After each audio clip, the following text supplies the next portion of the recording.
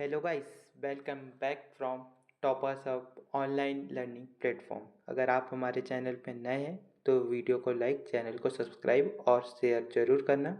तो आज हम जिस टॉपिक की बात करने वाले हैं वो है क्लास 10th सामाजिक विज्ञान का चैप्टर 1, भूगोल का चैप्टर 1, संसाधन एवं विकास। तो हम ज़्यादा देरी ना करते हुए चैप्टर को स्टार्ट करते कि संसाधन और विकास है क्या। चैप्टर के नाम पे जाते देखिए, आपने पढ़ा होगा पर्यावरण के बारे में कि पर्यावरण क्या है। हमारे चारों ओर का आवरण ही क्या है, पर्यावरण। तो पर्यावरण के दो मूलभूत घटक होते क्या होते, सजीव और निर्जीव, यानी जीवित और अजीवित। ये दो घटक होते हैं। तो हम उसी से संसाधन की डेफिनेशन बनती है। आपके एनसीईआरटी जो बुक है भूगोल की, उसके फर्स्ट पेज की फर्स्ट लाइन से ही ये डेफिनेशन स्टार्ट होती है और ये एक स्टैंडर्ड आंसर होता है क्योंकि एनसीईआरटी की बुक में छपा हुआ है। तो अगर आप ये आंसर लिखते हैं तो आपको पूरे में से पूरे नंबर मिलते हैं। और यहाँ से 2 नंबर का क्वेश्चन ये बन सकता है कि संसाधन क्या है, स्पष्ट कीजिए। क्लियर? तो संसाधन है क्या? हमारे पर्यावरण में उपलब्ध प्रत्येक वस्तु। पर्यावरण में उपलब्ध प्रत्येक वस्तु, पर्यावरण में कौन कौन से घटक है, सजीव भी हो सकती है वो चीज़ और निर्जीव भी हो सकती है। ठीक, तो हमारे पर्यावरण में उपलब्ध प्रत्येक वस्तु जो हमारी आवश्यकताओं को पूरी करने में प्रयुक्त की जाती है, जो हमारी नीड होती है, नीड ज़रूरत को पूरी करने में प्रयुक्त यानी यूज़ की जाती है, और जिनको बनाने के लिए हमारे पास प्रौद्योगिकी यानी कि तकनीक, मतलब टेक्नोलॉजी। समझता है टेक्नोलॉजी क्या हुई? टेक्नोलॉजी जैसे मोबाइल हो गया, टेलीफोन हो गए, हमारे फ्रिज, वॉशिंग मशीन, एआई वगैरह जो अब आ रहे हैं, एआई वगैरह जो हो गए, ये सभी हमारे पास टेक्नोलॉजी है। तो जिसको बनाने के लिए हमारे पास प्रौद्योगिकी यानी टेक्नोलॉजी है, जो आर्थिक रूप से संभव यानी मतलब पैसा, जिसके लिए हमारे पास पैसा है, और सांस्कृतिक रूप से मान्य है। सांस्कृतिक रूप से मान्य मतलब जो हमारी संस्कृति यानी किसी संस्कृति या समुदाय उस चीज़ को अपना रहा है, वो तकनीकी किस काम की जो किसी के काम ही ना आ रही हो। समझ रहे हो? तो यानी जो किसी के काम तो आ रही है, तो वो एक क्या है, अगर किसी के काम आ रही है तो वह एक संसाधन है। आई थिंक क्लियर कि हमारे पर्यावरण में उपलब्ध प्रत्येक वस्तु जो हमारी आवश्यकताओं को पूरी करने में प्रयुक्त की जाती है, जिसको बनाने के लिए हमारे पास टेक्नोलॉजी यानी प्रौद्योगिकी उपलब्ध है, जो आर्थिक रूप से संभव और सांस्कृतिक रूप से मान्य है, वह एक संसाधन है। क्लियर हो चुका होगा। तो अब हम आते संसाधन के प्रकार पे। आप इतना नोट कर लीजिए कि संसाधन क्या है, और नेक्स्ट हेडिंग डालिएगा संसाधन के प्रकार। संसाधन के प्रकार, संसाधन के प्रकार जो होते हैं, कई प्रकार के होते हैं। तो हम देखेंगे कि किस आधार पर उसका वर्गीकरण हो रहा है, और एक एक आधार को हम डिटेल में समझेंगे। ठीक, इस वीडियो में हम बेसिकली 2 ही टॉपिक लेने वाले हैं। संसाधन क्या है जो कि हमने क्लियर कर चुके हैं, अब संसाधन के प्रकार को समझेंगे। इसका नेक्स्ट वीडियो जो आएगा संसाधन के विकास और कुछ सम्मेलन, कुछ एक्ट, एजेंडा 21 क्या है, इन सब चीज़ों पर अभी हम आगे चर्चा करेंगे। तो अभी हम समझ रहे हैं कि संसाधन के प्रकार क्या है। तो संसाधन का पहला प्रकार होता है उत्पत्ति के आधार पर। उत्पत्ति समझ में आ गया होगी कि वो चीज़ बनी किस बेस पे है। तो पहला होता है उत्पत्ति के आधार पर, दूसरा होता है समाप्यता के आधार पर, तीसरा होता है स्वामित्व के आधार पर, और चौथा होता है विकास के स्तर के आधार पर। क्लियर?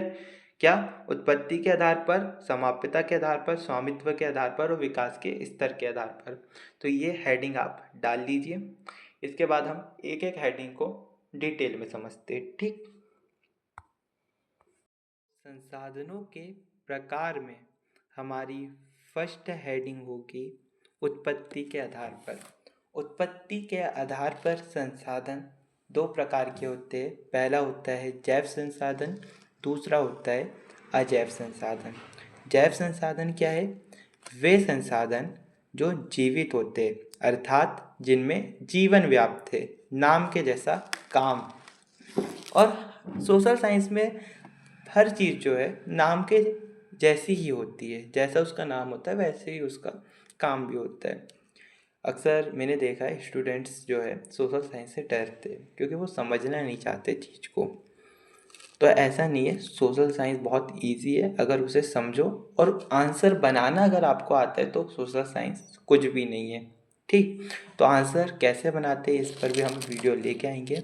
अगर आपको इस टॉपिक पर वीडियो चाहिए तो आप कमेंट जरूर कीजिएगा। तो हम आते हैं हमारे टॉपिक पे कि उत्पत्ति के आधार पर संसाधन के प्रकार, जैव संसाधन और अजैव संसाधन। ठीक है, जैव संसाधन क्या? वे संसाधन जो जीवित होते हैं, अर्थात जिनमें जीवन व्याप्त होता है। क्या हो जाएंगे उदाहरण इसके?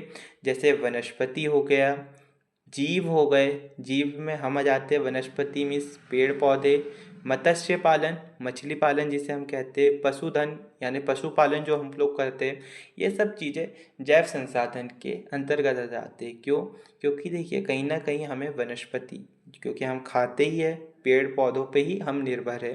पशुधन दूध वगैरह ये सब चीज़ों के लिए हमें पशुधन की आवश्यकता होती है। मछली भी जो नॉनवेज खाते हैं उनके लिए आवश्यक है, उनके लिए एक प्रकार का संसाधन है, उनकी ज़रूरत है। वैसे ही आता है अजैव संसाधन। आई थिंक इसे समझाने की ज़रूरत ही नहीं है। अजैव संसाधन जिनमें जीवन व्याप्त नहीं होता है, अर्थात जो निर्जीव होती है उसे हम अजैव संसाधन कहते हैं। उदाहरण चट्टानें, धातुएं, पर्वत, पठार, ये सब चीज़ें अजैव संसाधन के उदाहरण हैं। इसमें कुछ समझने लायक चीज़ है ही। इसके बाद आता है समाप्यता के आधार पर। हाँ, यहाँ पे एक चीज़ बता दूँ मैं, जैव और अजैव संसाधन, यहाँ से क्वेश्चन आपको ये पूछ सकता है उत्पत्ति के आधार पर संसाधन के प्रकार समझाइए, या फिर डायरेक्ट क्वेश्चन ये पूछेगा जैव और अजैव संसाधन में अंतर स्पष्ट कीजिए, या जैव या अजैव संसाधन को समझाइए। 2 नंबर के क्वेश्चन बनने के चांस होते, इससे बड़े क्वेश्चन यहाँ से नहीं बनते, और आज तक एमपी बोर्ड के अंदर तो नहीं बने हैं। आप PYQs देख सकते हो। इसके बाद आता है समाप्यता के आधार पर।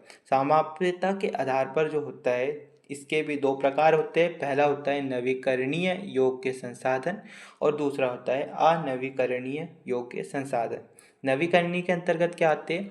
वे प्राकृतिक संसाधन जो समय के साथ प्राकृतिक रूप से पुनः पूर्ति हो जाते हैं, वे क्या कहलाते हैं? नवीकरणीय योग्य संसाधन कहलाते हैं, और उनका उपयोग करने पर वे खत्म नहीं होते। मतलब क्या हुआ? मैं समझाता हूँ। जैसे आपने पानी, नदियों में पानी बहता है, सूर्य प्रकाश उस पर पड़ता है तो वो वाष्पोत्सर्जन की क्रिया के माध्यम से वाष्प में परिवर्तित हो जाते और पुनः बादल बन के धरती पर बरसने लगते। ये आपको पता है। तो बस यही एक प्रकार का नवीकरणीय संसाधन है कि जिसको हम यूज़ करते जाए, लेकिन वो कभी खत्म ना हो, वो किसी न किसी रूप में अपनी फॉर्म चेंज करके हमको दोबारा उसी रूप में मिल जाए।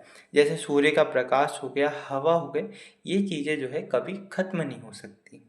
तो ये नवीकरणीय संसाधन होते जो जिनका हम जितना ही यूज़ कर ले जो कभी खत्म नहीं होंगे, तो वे है नवीकरणीय संसाधन। अनवीकरणीय संसाधन क्या होते हैं? वे प्राकृतिक संसाधन जो समय के साथ प्राकृतिक रूप में पुनः पूर्ति नहीं हो पाते, या उनका उपयोग करने पर वे खत्म हो जाते, वो क्या कहलाते हैं? अनवीकरणीय। उदाहरण के लिए कोयला, तेल और प्राकृतिक गैस। कोयला सबसे अच्छा उदाहरण है। कोयले को हम कितना ही यूज़ कर ले, वो कोयले को हम एक बार यूज़ करते हैं तो वो समय के साथ खत्म हो जाता है। ठीक है, जैसे आपको पता होगा दुबई जो है टूरिज़्म पे ज़्यादा काम कर रहा है, क्योंकि उसे पता है उनके पास जो कच्चा तेल है वो लाइफ टाइम के लिए नहीं है, एक टाइम पे कच्चा तेल खत्म हो जाएगा, तो उसके बाद उनके पास सेकंड ऑप्शन इनकम का क्या रहेगा? तो इसलिए वो टूरिज़्म पर काम कर रहे हैं कि जब उनके पास कच्चा तेल खत्म हो जाए तब उनके पास इनकम सोर्स क्या हो? टूरिज़्म हो। क्लियर? इसके जो नोट्स है आपको PDF फॉर्म पर मिल जाएंगे। तो आप चाहो तो साथ में नोट करके वीडियो को पॉज कर करके नोट करते हुए चलिए, वो ज़्यादा बेस्ट होगा। ठीक। थर्ड टाइप हमारे पास आता है स्वामित्व के आधार पर। स्वामित्व मीन्स हक। आई थिंक आप समझते होंगे स्वामित्व क्या होता है। स्वामित्व के आधार पर मैं बता देता हूँ क्या क्या होते हैं। पहला होता है व्यक्तिगत, दूसरा होता है सामुदायिक, तीसरा होता है राष्ट्रीय और चौथा होता है अंतर्राष्ट्रीय। व्यक्तिगत संसाधन क्या होते हैं? व्यक्तिगत, जिस पर किसी व्यक्ति विशेष का अधिकार हो। तो व्यक्तिगत संसाधन क्या? वे संसाधन जिस पर किसी व्यक्ति विशेष का या किसी संगठन का निजी स्वामित्व होता है, जैसे भूमि, घर, कार, ये सभी व्यक्तिगत संसाधन के अंतर्गत आते हैं। दूसरा होता है सामुदायिक संसाधन, जो किसी समुदाय के सभी सदस्यों के लिए होता है, जैसे सामुदायिक भवन हो गया, बैंक हो गई, हमारे हॉस्पिटल, स्कूल, पुस्तकालय, ये सभी चीज़ें सामुदायिक धरोहर के अंतर्गत आती है, जिसे हम सामुदायिक संसाधन कहते हैं, जो समुदाय के सभी के लिए यूज़ में आते हैं। इसके बाद आता है हमारे पास राष्ट्रीय संसाधन। वे संसाधन जिन पर किसी राष्ट्र या देश का स्वामित्व होता है। क्लियर? कि वे ऐसे संसाधन जिस पर किसी देश का जो स्वामित्व है वे राष्ट्रीय संसाधन है। और अंतर्राष्ट्रीय संसाधन क्या होंगे? वे संसाधन जिनका नियंत्रण अंतर्राष्ट्रीय संस्थाओं के द्वारा किया जाता है। आपने वीटो पावर वगैरह सुने होंगे। इस प्रकार के कई अंतर्राष्ट्रीय संगठन हैं जो कि जिन चीज़ों पर मतलब लीड करते हैं, तो वो अंतर्राष्ट्रीय संसाधन होता है। जैसे कि एक है कि जो समुद्री तट है उससे 200 किलोमीटर के आगे, क्योंकि आपको पता है कि 3 भाग में समुद्र है, एक भाग में हम लोग हैं। तो समुद्र धरातल क्षेत्र के मुकाबले बहुत बड़ा है।